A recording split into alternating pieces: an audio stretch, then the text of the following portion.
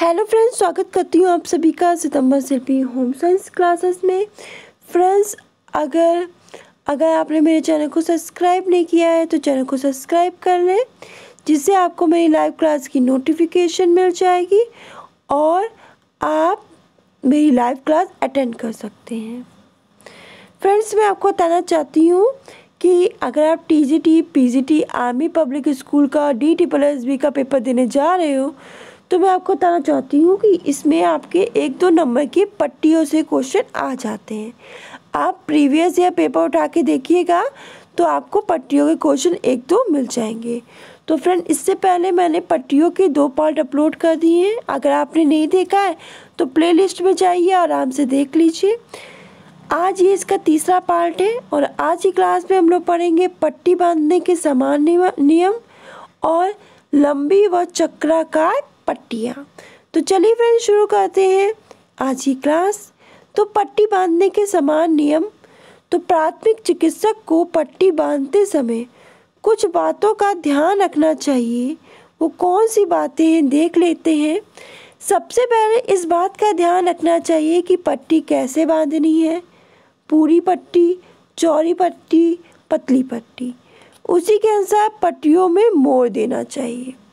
हमेशा साफ सुथरी कीटाणुनाशक धूली पट्टी का प्रयोग करें। पट्टी अधिक कसी बंदी, जो पट्टी ना अधिक कसी बंदी हो ना ढीली हो, क्योंकि दोनों स्थितियों में नुकसान हो सकता है। अगर पट्टी बहुत ढीली होगी तो भी नुकसान है, पट्टी बहुत कसी होगी तो भी नुकसान है। इस बात का विशेष ध्यान रखना है कि पट्टी चोट वाले स्थान पर ना लगाई जाए। तिकोनी पट्टी में गांठ केवल रीफ गांठ तरीके से लगाई जानी चाहिए। गांठें 2 प्रकार की होती हैं, आपकी ग्रेनी गांठ और रीफ गांठ। या रीफ गांठ देख रहे हो, ये रीफ गांठ है। ग्रेनी गांठ तो ये साधारण गांठ है। ये जो ग्रेनी गांठ है वो नॉर्मल गांठ है। यह फिसलने व चुभने वाली होती है। तो ये गांठ फिसलने वाली भी होती है, चुभने वाली भी होती है। इसे नहीं बांधना चाहिए। शरीर में रगड़ देती है, इसे चोट से दूर बांधते हैं। रीफ गांठ, इसका प्रयोग तिकोनी पट्टी बांधने में किया जाता है। रीफ गांठ के लाभ हम देख सकते हैं। यह एक चपटी गांठ है जो ना तो खिसकती है, ना ढीली पड़ती है और ना अपने आप खुलती है। इससे शरीर पर किसी प्रकार की रगड़ नहीं पड़ती है। यह इस प्रकार बांधी जाती है कि आवश्यकता पड़ने पर इसे आसानी से हम खोल सकते हैं। इससे चोट वाले अंग पर दबाव नहीं पड़ता। रीफ गांठ बांधने की विधि। पट्टी के दोनों सिरों को दोनों हाथों में पकड़े। जो पट्टी के सिरे होते हैं उनको क्या, दोनों सिरों को दोनों हाथों में पकड़े ये जो सिरे होते हैं। फिर बाएं सिरे को दाहिने सिरे के ऊपर रखें। जो आपका बायां सिरा है उसको हमें दाहिने सिरे के ऊपर रखना है। बाएं सिरे को नीचे से घुमाकर दाहिने सिरे के अंदर लाएं। बाएं सिरे को नीचे से घुमा के दाहिने सिरे के अंदर लाएं। अब दाहिने सिरे को बाएं सिरे पर रखें। फिर दाहिने सिरे को ऊपर से घुमाकर बाहर निकालें। अब दोनों सिरों को विपरीत दिशा में खींचकर कस दें। अब जानेंगे लंबी और चक्राकार पट्टियाँ क्या होती हैं।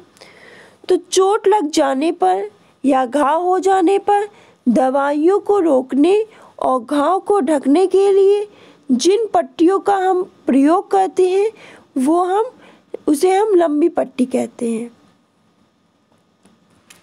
ये पट्टियों का उपयोग शरीर के किसी भी अंग में हम कर सकते हैं।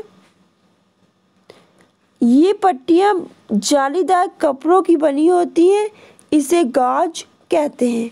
कभी कभी मलमल, मार्किन, फलालेन आदि का प्रयोग भी इन पट्टियों को बनाने में किया जाता है। ज़्यादातर इनकी लंबाई 5 मीटर होती है, परंतु लंबाई और चौड़ाई घायल अंगों के अनुसार डिफरेंट होती है। लंबी पट्टियों को लपेटने के लिए मशीन या हाथ का हम प्रयोग करते हैं। लंबी पट्टी की उपयोगिता, इनका उपयोग घाव पर दवाई व रुई को ठीक स्थान पर रखने के लिए किया जाता है। खपच्ची टूटे भाग को ठीक स्थान पर रखने के काम आती है।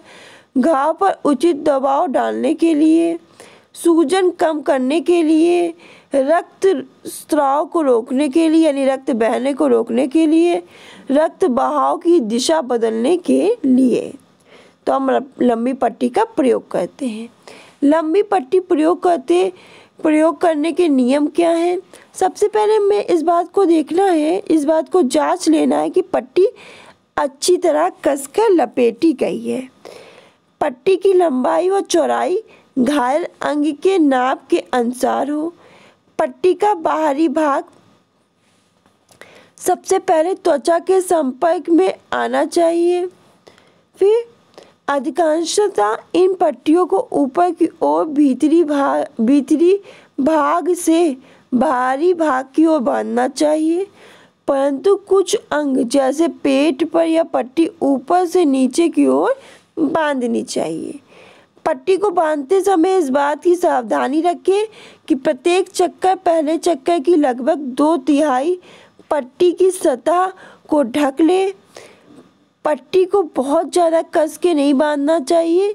इससे क्या होता है, जो रक्त प्रवाह होता है वो क्या हो जाता है, वो रुक जाता है।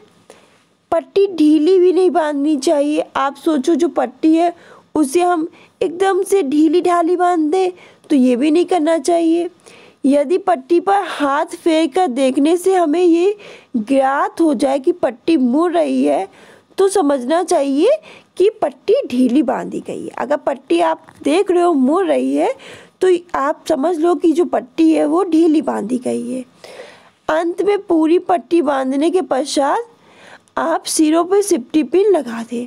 जब पूरी पट्टी बांध लें उसके बाद आप क्या करें, सिरों पर सिफ्टी पिन लगा दें। अब जानते हैं विभिन्न प्रकार की लंबी पट्टी बांधने की विधि क्या होती है। तो सबसे पहले हम लोग जानते हैं साधारण लपेट की पट्टी। इसका उपयोग उंगली या कलाई पे किया जाता है। इसका हम उपयोग कहाँ करते हैं, उंगली पे करेंगे, कलाई पे करेंगे।